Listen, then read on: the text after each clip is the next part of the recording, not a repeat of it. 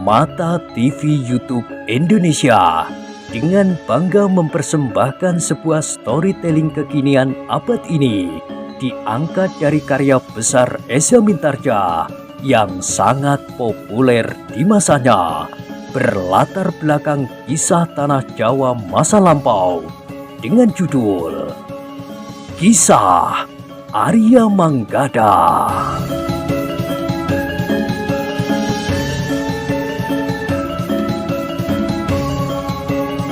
Pada kesempatan yang sangat baik ini, kita masuk pada episode yang kedua. Selamat menikmati.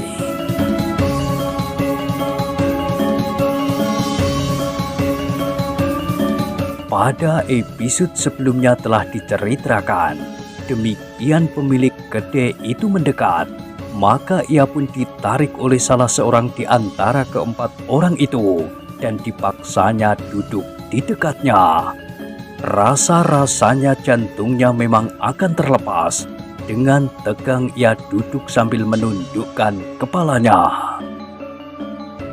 "Kau mengenal kami?" bertanya orang yang menariknya duduk. Iya Kiai," jawab orang itu gagap. "Jika demikian, kenapa tidak kau lakukan kebiasaan yang telah berlaku untuk waktu yang lama di kedaimu ini? Kami tidak mau terganggu oleh orang lain di kedai ini. Kami tidak mau melihat wajah-wajah jelek dan kotor dari siapapun juga." Geram orang itu. Iya Kiai," jawab pemilik kedai itu semakin ketakutan. "Nah, kali ini aku berbaik hati dengan memberi kesempatan kepada kedua tikus-tikus kecil itu untuk pergi. Aku dan kawan-kawanku hari ini justru sedang menunggu tamu-tamu kami yang terhormat. Kau pun harus merasa mendapat kehormatan bahwa kedaimu telah kami pilih untuk menerima tamu kami itu," berkata orang itu. "Tetapi kau pun harus menyesuaikan diri dengan mempersiapkan diri kedai ini sebaik-baiknya." Baik Kiai," jawab pemilik kedai itu. Orang yang dipanggil Kiai itu pun mengangguk-angguk. Katanya, "Cepat, lakukan sebelum tamu-tamuku itu datang." Pemilik kedai itu menarik nafas dalam-dalam. Dengan jantung yang berdebaran, ia pun telah bangkit dan melangkah mendekati Manggada dan Laksono yang tidak menghiraukan apa yang telah terjadi itu.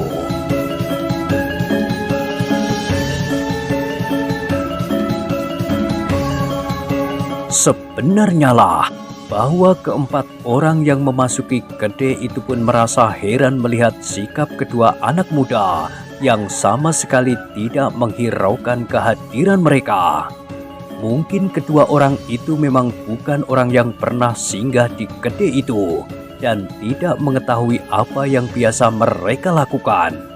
Tetapi bahwa keduanya nampak acuh tidak acuh saja, itulah yang telah menumbuhkan pertanyaan di hati mereka. "Anak-anak muda," berkata pemilik kedai itu, "aku minta maaf bahwa aku terpaksa minta agar kalian meninggalkan kedai ini. Mungkin kalian telah mendengar bahwa di kedai ini akan hadir beberapa orang tamu terhormat dari keempat orang itu." Laksono lah yang dengan serta-merta menjawab, "Bukankah masih banyak tempat di sini? Jangan paksa kami makan dan minum dengan tergesa-gesa." "Sudahlah," berkata Manggada, "kita sudah cukup kenyang." "Aku belum," jawab Laksono yang justru telah memesan lagi.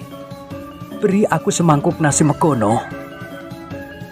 Pemilik kedai itu termangu-mangu sejenak, namun kemudian katanya, "Kedai ini akan aku tutup, anak muda. Kami akan menerima tamu. Sayang sekali kami tidak dapat melayani anak muda berdua sebaik-baiknya. Mudah-mudahan lain kali kami dapat berbuat lebih baik." "Siapa yang kau maksud dengan kami?" bertanya Laksono.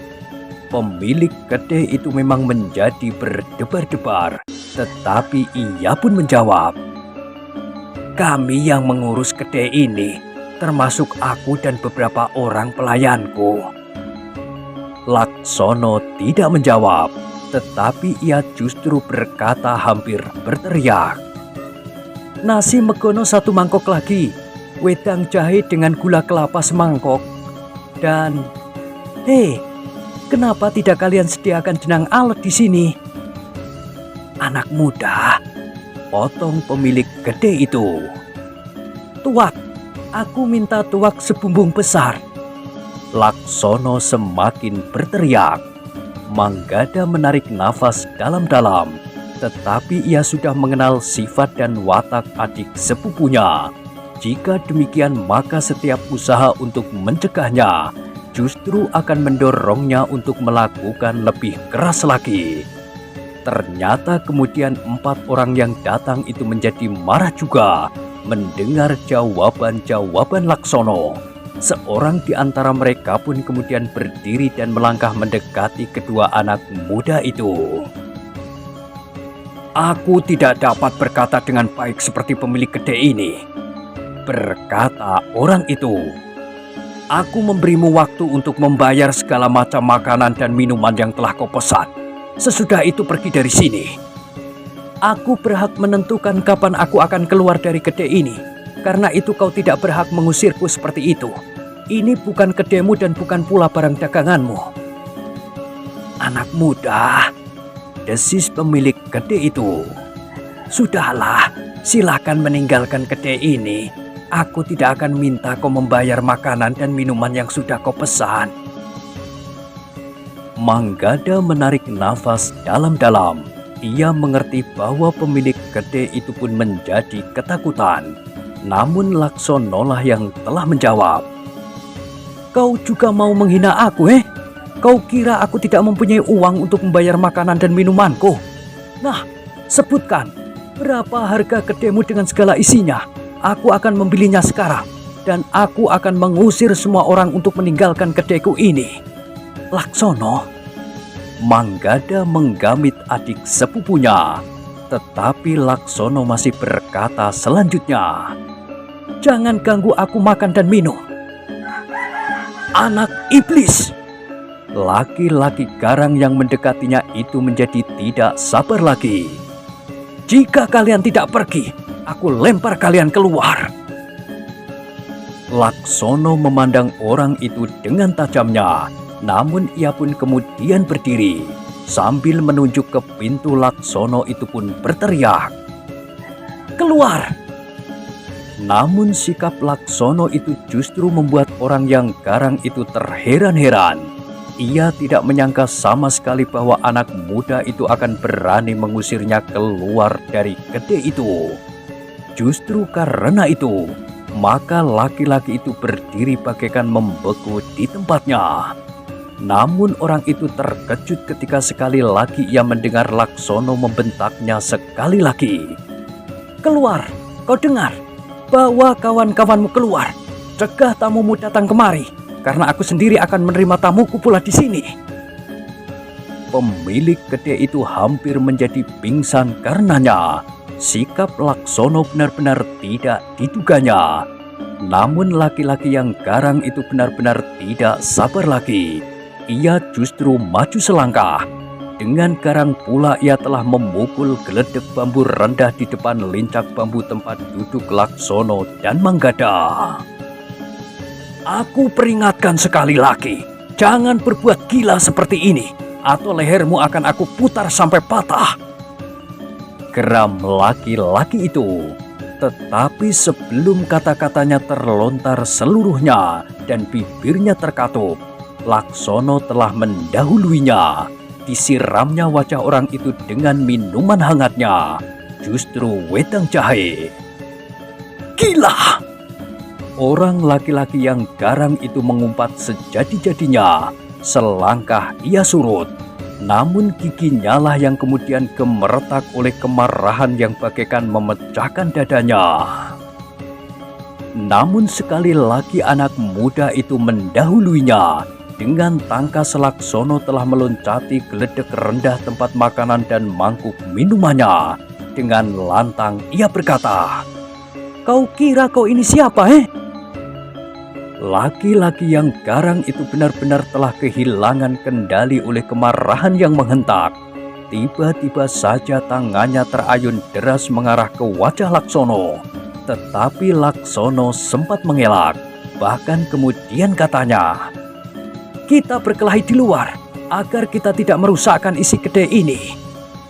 Ketika Laksono melangkah keluar, maka orang yang garang itu mengikutinya. Bahkan dengan tidak sabar ia telah mendahului menyerang begitu Laksono sampai di luar pintu. Dengan tangkas Laksono mengelak, bahkan tubuhnya pun telah berputar-putar. Kakinya terayun deras mengarah ke dada orang yang garang itu. Serangan yang benar-benar tidak terduga oleh lawannya. Karena itu, maka kaki itu benar-benar telah dikenainya meskipun tidak terlalu keras. Orang yang garang itu justru surut selangkah, bukan karena dorongan kaki Laksono, tetapi karena orang itu terkejut bahwa kaki anak muda itu telah menyentuh dadanya. Namun dengan demikian, maka orang yang garang itu menyadari bahwa anak muda itu tentu memiliki bekal yang cukup dalam olah kanuragan. Sehingga dengan demikian maka ia pun menjadi lebih berhati-hati. Namun sejenak kemudian, orang itu telah menyerang kembali. Bukan lagi tanpa perhitungan seperti yang sudah dilakukannya. Tetapi ia mulai menganggap bahwa banyak kemungkinan dapat terjadi. Laksono adalah seorang anak muda yang telah ditempa oleh ayahnya di bidang olah kanuragan. Bahkan rasa-rasanya ia telah mempelajari ilmu yang dimiliki ayahnya sampai tuntas. Tetapi ia belum berpengalaman untuk turun ke dunia olah kanuragan yang keras dan yang mempunyai 1000 wajah. Sehingga dengan demikian maka mula-mula Laksono memang menjadi gugup. Yang dilakukan oleh orang yang garang itu kadang-kadang sama sekali bertentangan dengan perhitungannya. Unsur-unsur geraknya pun sebagian besar belum pernah dilihatnya.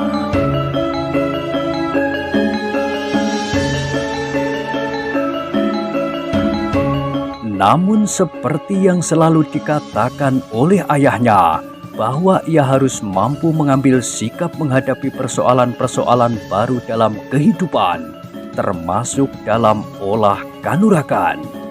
Dalam latihan-latihan yang berat, ayahnya memang telah menunjukkan berbagai macam warna dari beberapa jenis unsur gerak yang terdapat dalam beberapa jenis ilmu yang lain. Namun hanya sekilas dan tidak mendalam. Karena itu, ketika ia benar-benar bertemu dengan ilmu dari perguruan yang lain, maka Laksono harus dengan susah payah menyesuaikan diri. Tetapi karena latihan-latihan yang berat yang pernah dilakukannya, serta pesan-pesan yang lengkap dari ayahnya, serta berbagai macam contoh yang pernah dilihatnya, maka lambat laun Laksono mampu menempatkan dirinya yang semula nampak aneh dan tidak dimengertinya.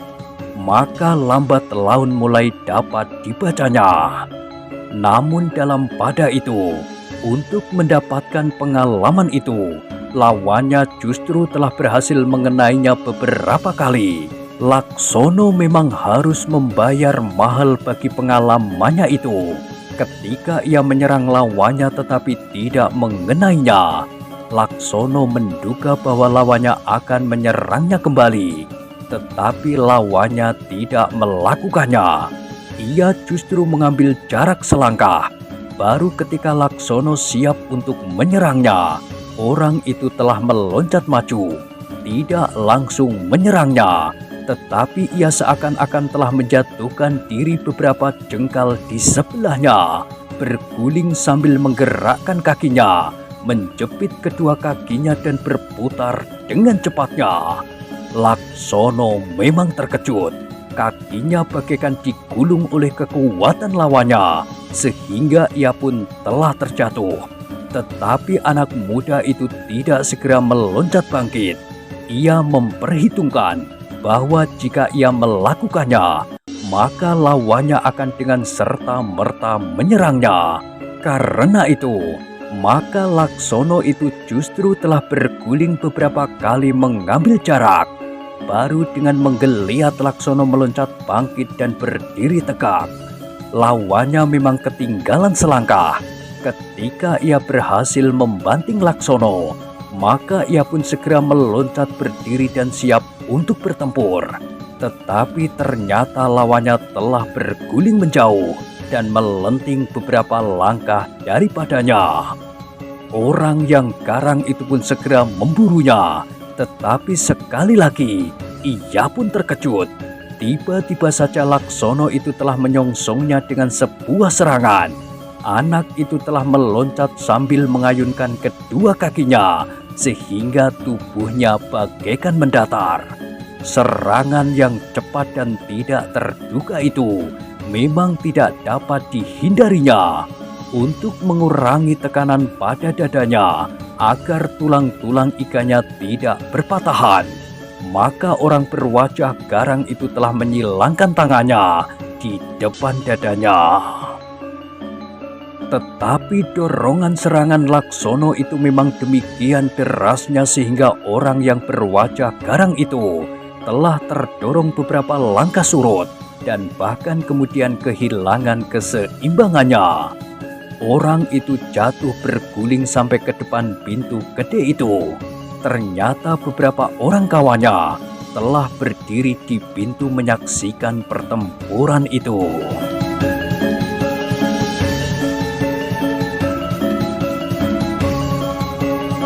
Di sekitar arena itu memang berkerumun beberapa orang, tetapi mereka sama sekali tidak berani mendekat. Mereka mengerti bahwa orang-orang yang datang ke gede itu adalah orang-orang yang berilmu dan berwatak keras. Mereka merasa diri mereka memiliki kelebihan dari orang lain, sehingga mereka dapat berbuat apa saja. Orang yang terjatuh itu telah berusaha untuk bangkit, namun rasa-rasanya dadanya bagaikan tertimpa oleh sebongkah batu hitam. Untunglah bahwa dengan cepat ia berhasil melindungi dadanya itu dengan tangannya yang menyilang. Namun demikian serangan yang demikian kerasnya itu benar-benar telah menyakitinya. Ketika ia tegak berdiri, maka wajahnya nampak pucat. Tubuhnya bergetar oleh sakit dan marah yang tidak tertahankan. "Aku akan bunuh anak itu," geramnya. Tetapi seorang kawannya berkata, "Kelihatannya kau sudah terlalu letih. Anak itu memiliki sesuatu yang tidak kita perhitungkan semula. Karena itu, maka kau menjadi lengah." "Iya, sekarang aku sadari itu. Karena itu, aku akan berhati-hati," jawab orang yang kesakitan itu. Tetapi seorang kawannya menjawab, "Terlambat." "Tidak, aku belum apa-apa," jawab orang itu. Kawannya menggelengkan kepalanya sambil berkata, "Aku akan menyelesaikan anak itu." "Jangan." Orang yang dadanya bagaikan pepat itu masih membantah. Tetapi orang yang paling garang di antara mereka berempat berkumis di atas bibirnya meskipun tidak begitu lebat dan di keningnya nampak segores cacat yang membuat wajahnya menjadi semakin seram itu menggeram. "Biarlah orang lain melakukannya. Jika kau sekali lagi menghadapinya, kau akan mati." "Tidak, akulah yang akan membunuhnya," berkata orang itu. Adalah di luar dugaan bahwa orang yang berwajah cacat itu telah mendorong kawannya yang baru saja bertempur melawan Laksono. Demikian keras tenaga dorongnya itu, maka orang yang masih berdiri dengan gemetar itu telah kehilangan keseimbangannya dan sekali lagi jatuh terpelanting. bangun!" teriak orang yang berwajah cacat yang agaknya pemimpinnya itu. Tertatih-tatih orang itu bangkit. Sementara itu dengan wajah yang berkerut, pemimpinnya itu berkata, "Nah, kau percaya bahwa kau sudah tidak dapat berkelahi lagi?" Orang itu tidak menjawab. Sementara orang yang berwajah cacat itu berkata kepada kawannya yang lain, "Kau hukum anak itu agar harga diri kita tidak runtuh di lingkungan ini. Kau tunjukkan kepada orang-orang yang melihat pertempuran ini, meskipun dari kejauhan, bahwa anak itu tidak berarti apa-apa bagi kami. Jika terjadi kekalahan atas salah seorang kawan kita, karena ia terlalu bodoh dan sombong." Ketiga orang itu berpaling ketika mereka mendengar seseorang berkata di belakang mereka, "Apakah memang begitu menurut dugaanmu?" "Anak setan!" geram orang yang cacat itu. Ternyata anak muda yang seorang lagi masih duduk di amben di dalam kedai sambil memegangi mangkok wedang jahenya. Tetapi ketika ketiga orang itu memandanginya dengan tegang, maka anak muda itu telah bangkit dan berjalan keluar melalui pintu samping. Tanpa menghiraukan orang-orang yang berdiri di pintu itu, maka Manggada telah melangkah mendekati Laksono.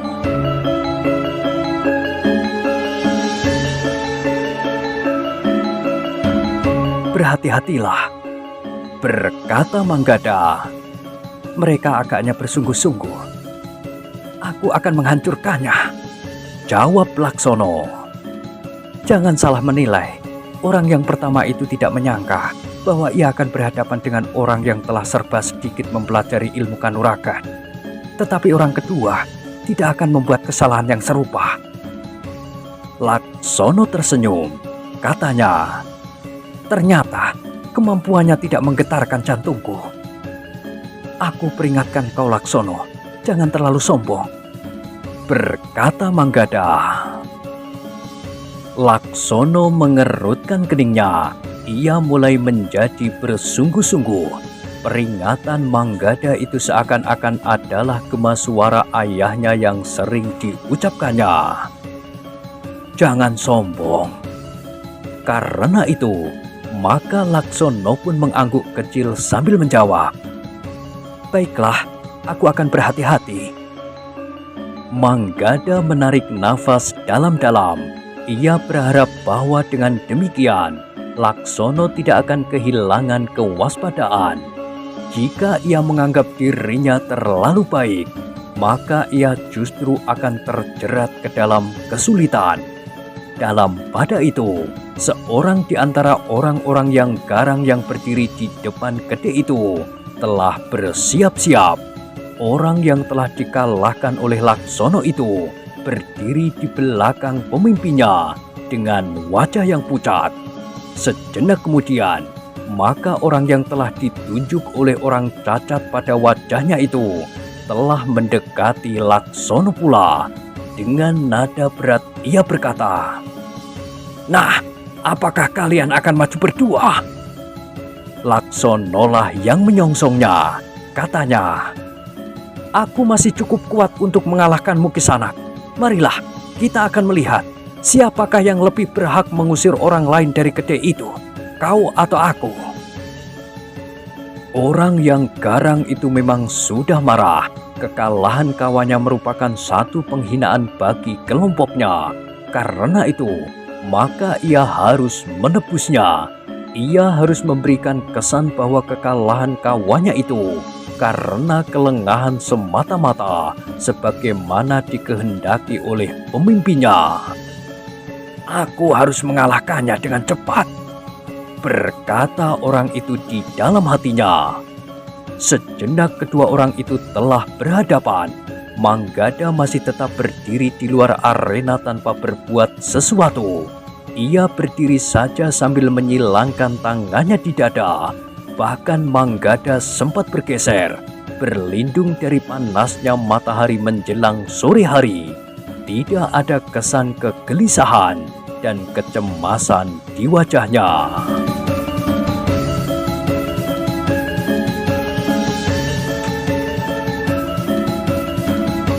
Kedua orang yang akan berkelahi itu pun telah berdiri berhadapan.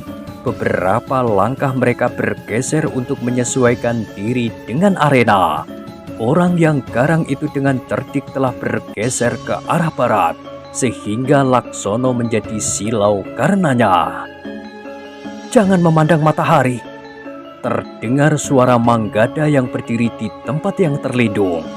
Laksono baru menyadari bahwa pandangan matanya memang terganggu oleh silaunya sinar matahari yang turun di sisi langit sebelah barat.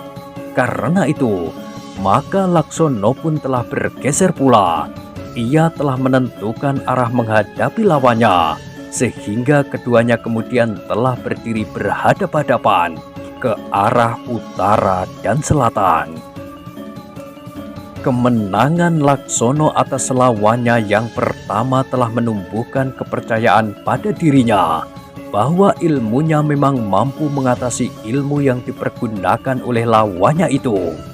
Laksono merasa bahwa unsur-unsur yang ada pada ilmunya cukup lengkap untuk melawan dan bahkan mengatasi unsur-unsur yang ada di dalam ilmu lawannya itu. Persoalannya adalah ada pada kemampuannya mengembangkan unsur-unsur itu, mengeterapkan sesuai dengan keadaan yang dihadapinya. Karena itu, maka ia harus cepat mengambil sikap terhadap perkembangan keadaan. Ia tidak dapat berpegang pada bentuk yang pernah dipelajarinya begitu saja, tetapi ia harus mampu mengeterapkan sesuai dengan kemungkinan dan unsur-unsur gerak yang dipergunakan oleh lawannya.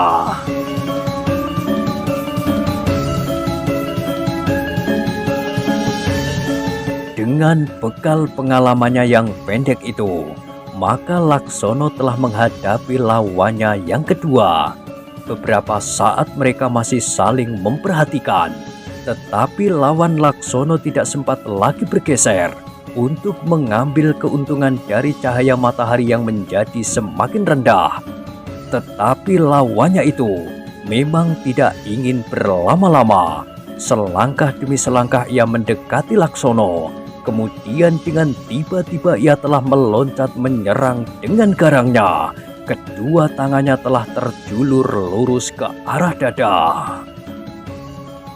Laksono yang melihat serangan itu dengan cepat telah bergeser.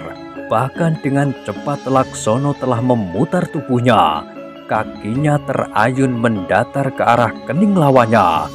Namun lawannya pun dengan cepat telah merendahkan dirinya, sehingga kaki Laksono terayun tanpa menyentuhnya. Bahkan lawannya itu dengan cepat pula menyapu kaki Laksono yang satu lagi, tempat tubuhnya bertumpu. Tetapi dengan tangkasnya, dengan kekuatan satu kakinya, Laksono telah melenting tinggi dan kemudian jatuh beberapa langkah ke samping. Namun demikian kakinya menjejak tanah, maka ia pun telah meloncat maju dengan loncatan panjang. Tangannya lah yang telah menyerang kening. Tetapi lawannya sempat menangkis serangan itu. Dengan tangannya pula lawannya telah menangkis serangan Laksono itu dan menebaskannya keluar. Sementara tangannya yang lain justru telah memukul dada.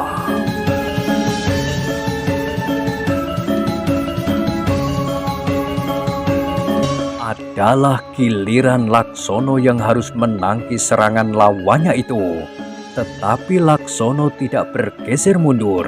Ia justru telah menyusup maju sambil mengibaskan serangan lawannya ke samping. Dengan sekuat tenaganya, Laksono telah menghantam bagian bawah perut lawannya dengan lututnya.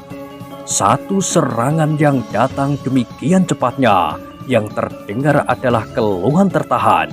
Perut lawannya rasa-rasanya telah diremas dan diputar sekuat tenaga. Perasaan mual, sakit dan sesak telah mencekam seisi perut dan dada lawannya itu.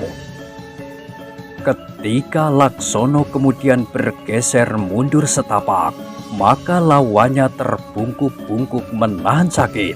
Kedua tangannya memegangi perutnya yang seolah-olah seluruh isinya termasuk usus-ususnya akan meloncat keluar. Ternyata Laksono tidak melepaskan kesempatan itu. Dengan sekuat tenaganya, maka tangannya telah terayun menyambar kening lawannya yang kesakitan itu. Terdengar lawannya itu mengadu. Pukulan Laksono demikian kerasnya sehingga lawannya itu seakan-akan telah terangkat dan terlempar beberapa langkah surut. Bahkan orang itu pun telah terbanting jatuh di tanah. Ia tidak segera dapat meloncat bangkit, tetapi beberapa saat lamanya ia bergulung-gulung sambil memegangi perutnya. Namun sekali-sekali sempat mengusap keningnya. Rasa-rasanya keningnya menjadi bengkak, sehingga sebelah matanya menjadi kabur karenanya.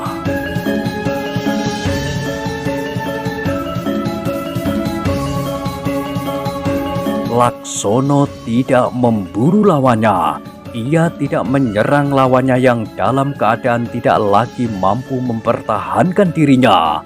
Karena itu, maka ia pun telah berdiri tegak sambil bertolak pinggang.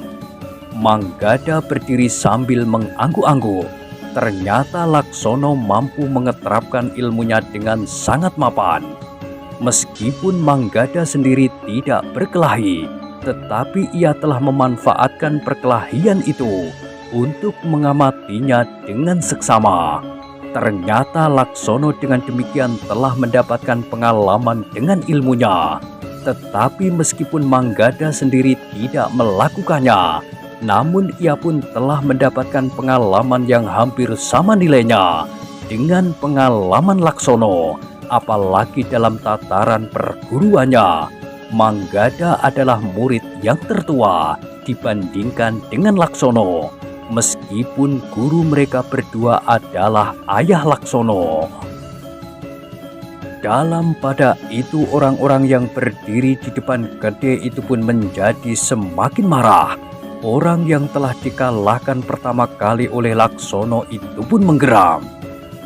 "Aku akan bertempur dengan senjata, aku akan membunuhnya. Tolong saudaramu yang cengeng itu," berkata orang yang wajahnya cacat sambil memandang kawannya yang berguling-guling kesakitan. "Biarlah aku sendiri yang menyelesaikannya. Jika aku terpaksa, maka aku pun akan mempergunakan senjata. Aku masih ada," berkata kawannya yang satu lagi yang belum mendapatkan kesempatan untuk berkelahi. Tetapi orang yang cacat wajahnya itu menggeram. "Awasi anak muda yang satu lagi. Jika ia turun ke arena, maka adalah tugasmu untuk menyelesaikan. Aku tidak telaten. Sebentar lagi tamu kita benar-benar akan datang menjelang senja. Sementara matahari telah menjadi semakin rendah. Jika mereka datang dan kedua anak itu belum dapat kita selesaikan, maka rasa-rasanya wajah kita akan tercoreng arang. Anak-anak ingusan itu saja telah berhasil mempermainkan kita." Orang yang wajahnya cacat itu tidak menunggu lebih lama lagi. Ia pun segera melangkah mendekati Laksono yang berdiri tegak dengan tangan di pinggang. Sementara seorang lainnya yang telah dikalahkan oleh Laksono telah mendekati kawannya yang masih saja kesakitan, berguling-guling di tanah.